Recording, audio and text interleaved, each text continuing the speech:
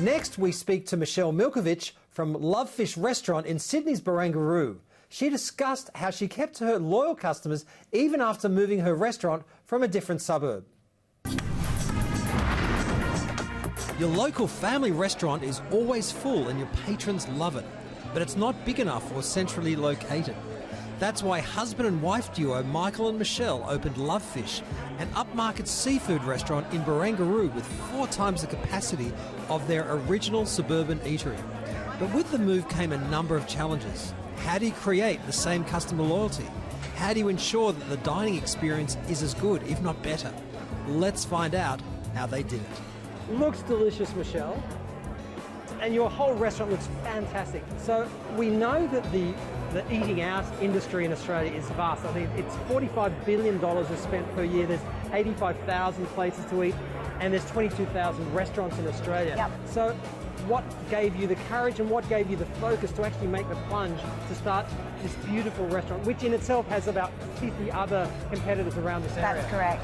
I think what's really important is that you come up with a really great product, and then you believe in your product, and you have a really strong ethos and core values around your business model, and then really the consistency in delivering that product. So for us, it was seeing a unique gap in the market and understanding our local community at the time that was Roselle, and understanding too that this was something that we were looking for as a family, and then having the belief that others would be looking for that too.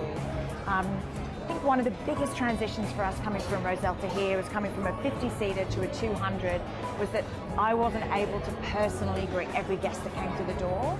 So it was having the face to pass on those skills and really training through staff so that they were able to also be the face of the business for me and understand the core values that help create our brand to be what it is today. So we have an amazing online booking system. It enables us to track the way that people dine, that our regulars dine. We're able to make notes in there, put down their preferences for seating, their favourite wine, when their birthday is, the names of their children.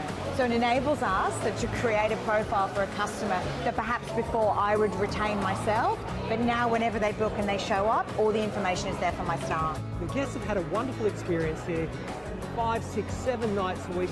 How do you ensure that those people keep coming back? That is absolutely the challenge, there's no doubt about it. In upscaling a business to this size, it is a huge challenge for us. So we just go back to our core values, trying to maintain quality, consistency of service, making every customer feel special, regardless of whether they're a passing tourist or a long-time regular.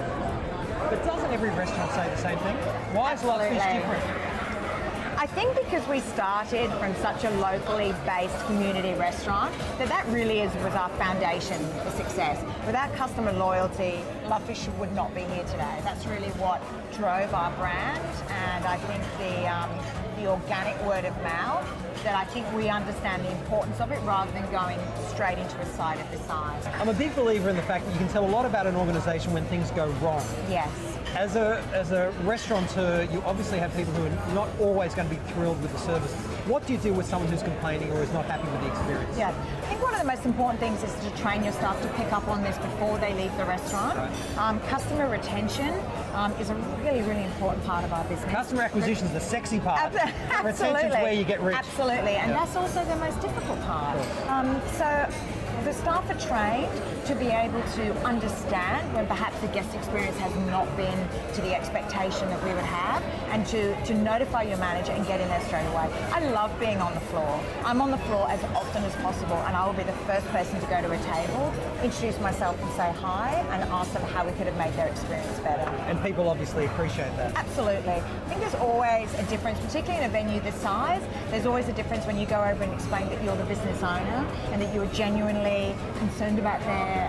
that you care. That you care, and that you're there to make sure that they've enjoyed their restaurant experience. There's nothing I love more on a really busy night to come down and I go into all the tables and ask how they're enjoying their experiences. Which is not something that most people would experience from the restaurant owner, unless it's a very small restaurant, as you say. That's right. Yes, I think in a small restaurant environment, people expect the owner to be there.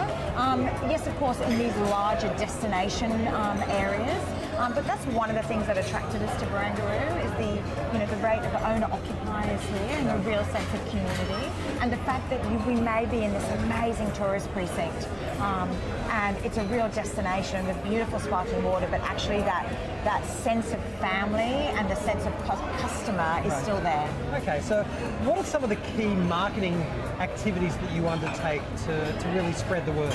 Yes, no, that's really interesting. So for us here, one of the things that we had to really work on was our strategic targeting for marketing when we arrived. We have a really diverse range here of customer base. So we can have, as you know, we're in the financial district, so we have a lot of corporates.